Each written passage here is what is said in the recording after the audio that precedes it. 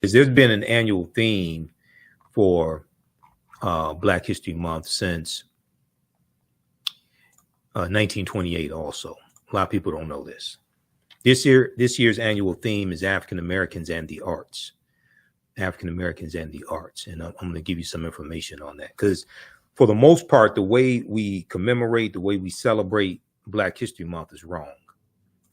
And unfortunately, a lot of us haven't done the research, mean well, but haven't done the research to really understand it. I did the research, and I went to ASALH's website, Association for the Study of African American Life and History, and researched the origins of Black History Month years ago. Plus, I talked to one of the past presidents as well, Dr. Darrell Scott of ASALH.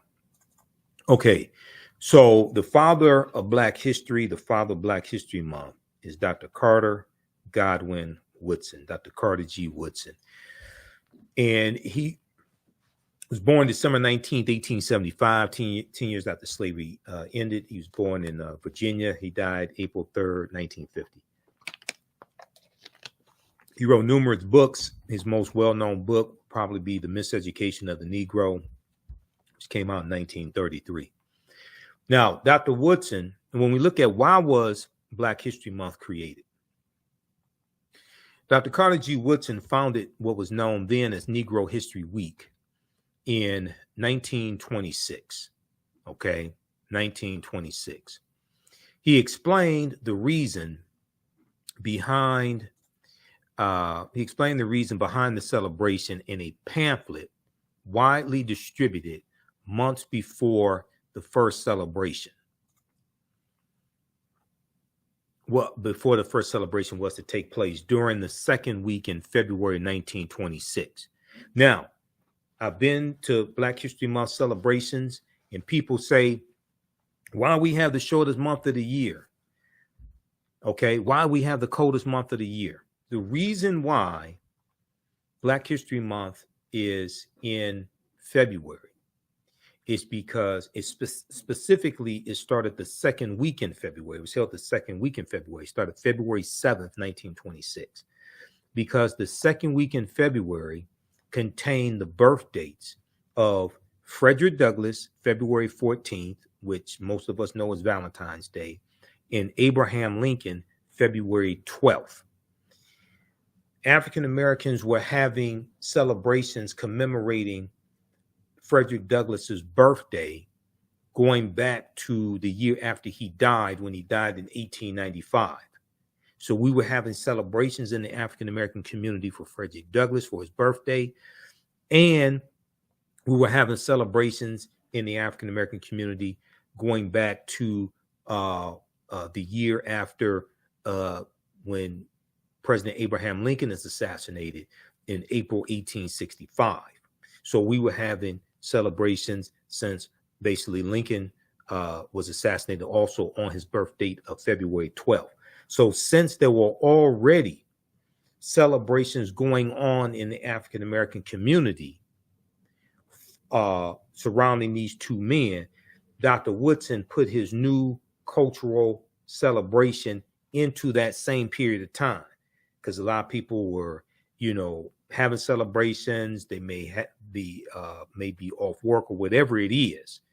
This is going on, and so this is in 1926. Okay. Now, Dr. Woodson exclaimed that Blacks knew practically nothing about their history, and some of this is still true today. He ultimately believed that African Americans could benefit immensely from knowledge of their past and accomplishments of their ancestors. He added that race prejudice was the byproduct of whites' beliefs that Black people had not contributed anything of worth to world civilization. Okay. Now, Dr. Carter G. Woodson earned a PhD in American history in 1912 from Harvard University. He became the second African American to get a PhD from Harvard. The first was Dr. W.B. Du Bois in 1895. Woodson was the first of African slave ancestry because his parents were slaves, and Dr. Dr. W.E.B. Du Bois was born to free parents. In 1915, so this is the 50th year anniversary of the end of slavery and the end of the Civil War. Dr. Carter G. Woodson attends a 3-week celebration, this symposium that takes place in Chicago, okay? And this is the 50th year anniversary of the Emancipation, well, not the 50th year anniversary of the Emancipation Proclamation, 50th year anniversary of Emancipation, I should say, Emancipation. Emancipation Proclamation was January 1st, 1863. So there's a 3-week symposium that takes place, and they have all these exhibits and is documenting the progress African Americans have made over those 50 years. And you have speeches given and things like this. And it's at the symposium that Dr. Carter G. Woodson gets the idea to create an organization dedicated to the study and the preservation and the documentation and the teaching of African American history as well as African history, because he didn't just deal with the contributions of African Americans here in the U.S., but worldwide, as well as on the continent of Africa. So he decides to create an organization to promote the scientific study of Black life and history, the scientific study of Black life and history. So this takes place on September 9th, 1915. He and 4 friends co-found the Association for the Study of Negro Life and History at Wabash YMCA there in Chicago, okay? In 1916, he creates the Journal of Negro Life and History, the Journal of Negro Life and History. And this was a journal dedicated to publishing the papers of African-American historians, because the white historical journals usually did not want to deal with the same topics that we wanted to deal with, or would not deal with those same topics the same way. So he understood we had to have our own infrastructure, okay? 1921, he creates Associated Publishers, Inc., which was a Black publishing company that he used to publish his books. And they also published textbooks for Black teachers to use as well to teach, Black children. Now, Dr. Carter G. Woodson argued that if the historical record was set straight, and that if the history of Black people were studied along with the achievements of others in schools, not only would Black youth develop a sense of pride and self-worth. Not only would Black youth develop a sense of pride and self-worth, but racism would also be abolished. And Dr. Woodson said the history of African Americans had to be taught in every school across the country, not just in schools where we were the majority of the population of the students. Okay, he understood it had to be taught in every school across the country. Now, Woodson concluded, quote, "Let truth destroy the dividing prejudice of nationality and teach universal love without distinction of race, merit, or rank, with sublime enthusiasm and heavenly vision of the great teacher. Let us help men rise above the race hate of their age unto the altruism of a rejuvenated universe." Now, Negro History Week was, as it was called in 1926, was the first major achievement in popularizing Black history or African American history, and was unique in that it focused on African American youth. Now, it wasn't only for African American youth, but there was a focus on our youth. Dr. Woodson realized that the miseducation of Black people began in their homes, in their communities, and in their elementary schools. Dr. Woodson's vision of Negro History Week was optimistic, strategic, and long-term. He wanted this modest week-long celebration to serve as a stepping stone toward the gradual introduction of Black history into the curricula of all levels of the U.S. educational system. He's saying this has to be taught in all schools across the country, as well as in colleges also. The reason why is because the way you treat a people is largely based upon what you think about a people. What you think about a people is based upon what you have been taught about a people. What you've been taught about a people is based upon everything you read, heard, and seen about a people. So if you go through 12 years of education and you get a high school diploma, and you're not required to learn the history of African Americans, but you're required to learn American history, world history, American government, things like this. When the history predominantly of white people is required for you to be able to graduate, to get a diploma, so you can go into the military, so you can get a job, so you can go to college. But the history of African Americans is not required to do the same thing. What you're tacitly saying is that these people's history is more important than these other people's history over here. And since people are a product of their history, then you're tacitly saying that white people have more value. White people are more important because you have to learn that history than African Americans are. Okay, so you have this tacit superiority and inferiority ingrained in the educational system based upon whose history is being taught. So Dr. Woodson understood this. Okay, let's continue. All right, how you all like this type of information? Give us a thumbs up, give us a heart, give us a like on this broadcast, and be sure to register for my online history course also. Now, Woodson's vision of Negro History Week was optimistic, strategic, and long-term. Dr. Woodson hoped that Negro History Week would evolve into Negro History Year. He hoped that Negro History Week would evolve into Negro History Year, as he affirmed from time to time. Woodson consistently instructed those observing the week that they needed. Now, everybody pay attention to this. Dr. Woodson consistently instructed those observing African American History Month, Negro History Week, that they needed to diligently prepare for the celebration months in advance. Diligently prepare for the celebration months in advance, and that after mid-February, because it started out as 1 week, after mid-February, they needed to continue acknowledging the role of African descendants in world history, not just in the United States of America, not just the first Negro to do this and the first Negro to do that, and Black people making inventions that make white folks' lives easier. That's not what Black History Month was about. That's what Negroes have reduced Black History Month to. They haven't gone and researched the original intent. Quote, Negro History Week should be a demonstration of what has been done in the study of the Negro during the year, and at the same time as a demonstration of greater things to be accomplished, end quote. Dr. Woodson instructed school teachers. Okay? Because what Woodson was saying is that you have to teach this history year round. You have to teach this history year round.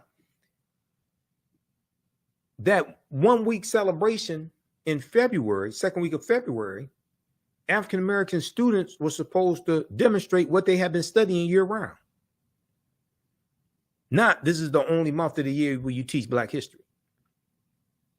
Dr. Woodson said a subject which receives attention 1 week out of the 36 will not mean much to anyone. So the way a lot of this is being celebrated is totally backwards. And it comes from lack of research. People mean well. But I can tell you, I've been to a number of Black History Month celebrations. And people don't even mention the national annual theme. Don't even mention Dr. Carter G. Woodson. What the hell are you doing? This brother sacrificed his life, sacrificed his livelihood to finance the Association for the Study of Negro Life and History. This brother never had children, never married. He said his work, basically his work was like his wife. Okay. And he knew he was not going to make a lot of money. He knew he was not going to get rich. But he was driven based upon the love of his people. And unfortunately, a lot of Black History Month celebrations, people mean well, but they do a disservice to Dr. Carter G. Woodson. This is why we have to do the research and honor this ancestor and honor other ancestors. And in honoring our ancestors, we honor ourselves. Read Dr. Pero Gaglo Dagbovi's book on Dr. Carter G. Woodson. Carter G. Woodson in Washington, D.C., the father of Black history. So the 100th anniversary of ASALH, which is now Association for the Study of African American Life and History, they had a celebration of the 100th anniversary here in Detroit at the Charles H. Wright Museum of African American History. And Dr. Dagbovi was there doing a lecture and a book signing for his book. And I bought his book. His book is fantastic. I got a chance to meet him. Dr. Dagbovi is a history professor at Michigan State University. Also, I know Dr. Darrell Scott. You've seen Dr. Darrell Scott here on the African History Network show. Dr. Darrell Scott is a past president of the national chapter of ASALH, Association for the Study of African American Life and History. Okay, now, very quickly, because we're going to wrap this up. I'm not going to get through the whole presentation. We talked about some of this information in the class a couple weeks ago, but it's been a long day, and I just did an hour and a half with Robin Ruth Simmons. So 1915, you had the Birth of a Nation movie come out the same year that Association for the Study of Negro Life and History is founded. And this movie rejuvenated the Ku Klux Klan. This movie calls Race Riots in the Streets. It had dehumanizing images of African Americans, and it dealt with the period of time it dealt with was slavery, the Reconstruction era, and the Civil War era. Okay, and this movie rejuvenates the Ku Klux Klan because at the end of the movie, the Klan are the heroes. We boycotted against this movie. There's an article from the Root.com called "How Black America Rallied to Stop the Racist Film, The Birth of a Nation." There's an article from March 1st, 2015. And I talk about how we used to know when we were being insulted. You know, we used to know when we were being insulted. And today, you know, we sit up here and listen to dehumanizing music, dehumanizing negative corporate controlled hip hop, etc. But read this article because African Americans like Charlotta Bass, who was the editor of the California Eagle newspaper, which was the oldest Black newspaper on the West Coast, and you had people like William Monroe Trotter up in Boston. They led protests. They led protests against this movie. Okay, there were protests in the streets. And even when the play The Birth of a Nation was playing in Philadelphia in 1906, we led protests against that. Okay, we used to know when we were being attacked. Now we sit up, some of us sit up, listen to Cardi B, Megan Thee Stallion, Simply Red, Sexy Red, Ruby Rose, Nicki Minaj. We listen to artists like Lil Wayne, Rick Ross. We listen to artists like The Baby, things like this. Negative corporate controlled hip hop. And Cardi B and Megan Thee Stallion win a American Music Award for WAP. They perform WAP at the American Music Awards. Just all types of Simple Simon nonsense. And we're the only people who would tolerate something like this. I'm telling you now, no other ethnic group would tolerate buffoonery like this. And their people being dehumanized. Okay, now, we look at annual themes. Okay, then also the Black National Anthem, Lift Every Voice and Sing, becomes adopted by the NAACP in 1919. This is 4 years after the Association for the Study of Negro Life and History is founded. It was written in 1900 by James Weldon Johnson, who just happened to be a member of Phi Beta Sigma Fraternity Incorporated, my fraternity. So I dealt with this history before. So I have 2 broadcasts recently that we did talking about the history of the Black National Anthem. Read this article here, Lift Every Voice and Sing, the story behind the Black National Anthem that Beyonce sang. Okay, and let's see here. This year's annual theme. Now, this year's annual theme is African Americans and the Arts. Okay. Some of the other annual themes for African American History Month, and they've had an annual theme since 1928. The theme, they have a write-up each year on it, an essay on it. It gives direction on how to have celebrations, the content to have in your celebrations, things like this. It gives you purpose. It gives you direction. 1928's annual theme was Civilization, a World Achievement. 1933, Ethiopia Meets Error in Truth. 1935, The Negro Achievements in Africa. 1936, African Background Outlined. 1960, Strengthening America Through Education in Negro History and African Culture. 1971, African Civilization and Culture, A Worthy Historical Background. Go to asalh.org, asalh.org. Those are just a few. They list all of them there at the website. Okay. Other ethnic groups have their monthly cultural celebrations. Native Americans have it, Jewish Americans, Haitian Americans, etc. When you study the history of these, they all started before or after. Most of them started after 1976. 1976 is when Negro History Week became Black History Month, and was recognized nationwide. And President Gerald Ford did a proclamation recognizing it. Even though in Virginia, some of us had already started celebrating it for 1 month. Okay. Dr. Carter G. Woodson in Miseducation of the Negro said, when you control a man's thinking, you don't have to worry about his actions. You don't have to tell him this. You don't have to tell him, do not stand here or go yonder. He will find his proper place and stay in it. You do not need to send him to the back door. He will go without being told. In fact, if there is no back door, he will cut one for his special benefit. His education makes it necessary.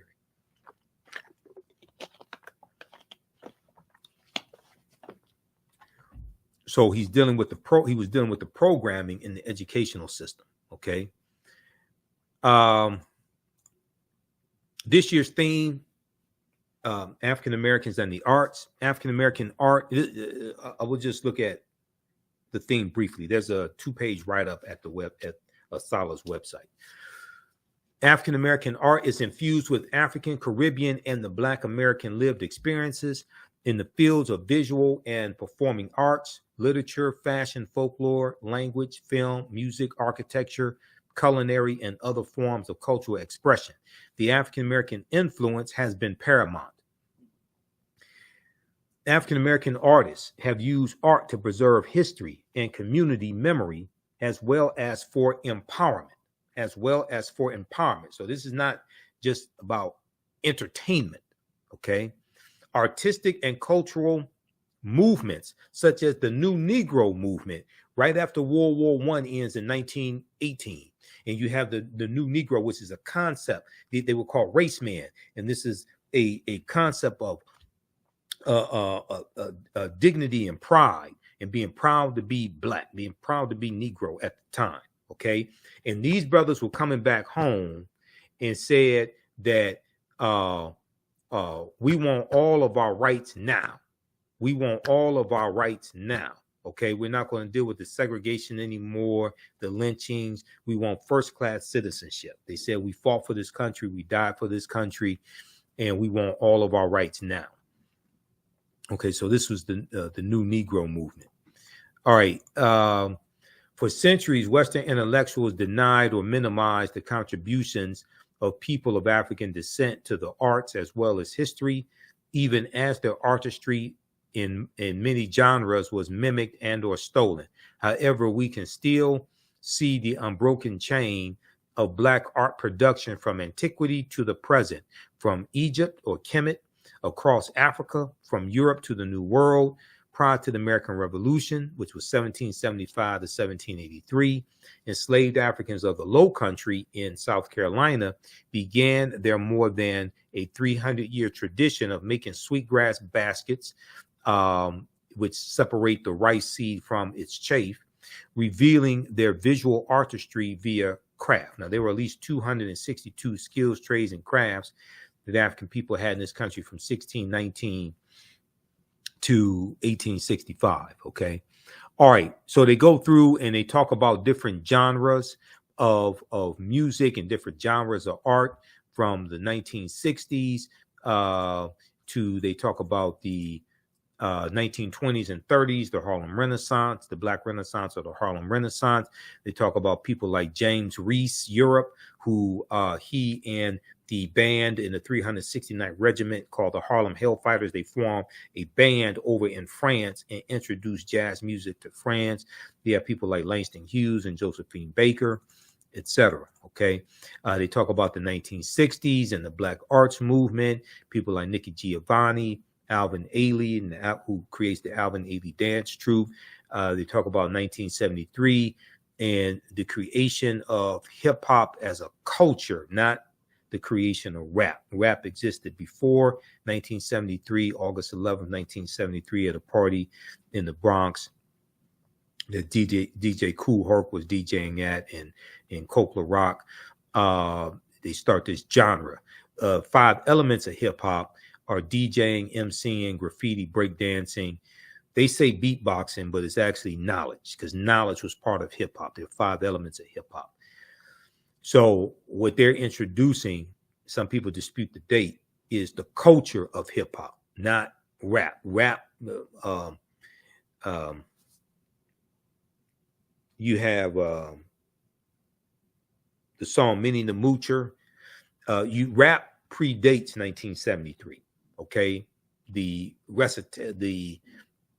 recitation of lyrics over music, that predates 1973. Hip hop is a culture. Okay, Cab Calloway, Minnie the Moocher. All right. So then we look at Afrofuturism as well, and we look at people like Sun Ra and Janelle Monáe and Jimi Hendrix and the movie Black Panther that's dealing with Afrofuturism. Okay, so that gives us a synopsis of this year's annual theme of African Americans and the arts. All right, now, okay, so hopefully that helps you to shed some light there. Like I said, some people dispute the date, but hip hop is a culture, not a hip hop is more than just rap. And some people say that culture predated 1973. Okay. But you're dealing with 5 elements of hip hop. You're not just dealing with rap. All right. So look, that's going to do it for us. Be sure to visit our website, AfricanHistoryNetwork.com. Register for my online history class that we do normally on Saturdays, but this coming Saturday, I'm presenting to the Detroit Reparations Task Force. So our next class will be Sunday, March 3rd, 2024, 2 p.m. And we'll get the new flyer up. But click right here to register here for the class. Class is on sale $80. Our lesson plan is here, so you can download the lesson plan and follow along in class also. Okay. And you can support the African History Network, $ the AHN show through Cash App. $ the AHN show through Cash App, also through PayPal, paypal.me/the AHN show. This helps us keep doing the research, stay on the air, keep broadcasting, pay some of the bills. So all the people who are commenting here, and even the ones that don't know what they're talking about, you can support us also. We have to get out of here. Remember, right now it's correct, wrong behavior is not over till we win. Wakanda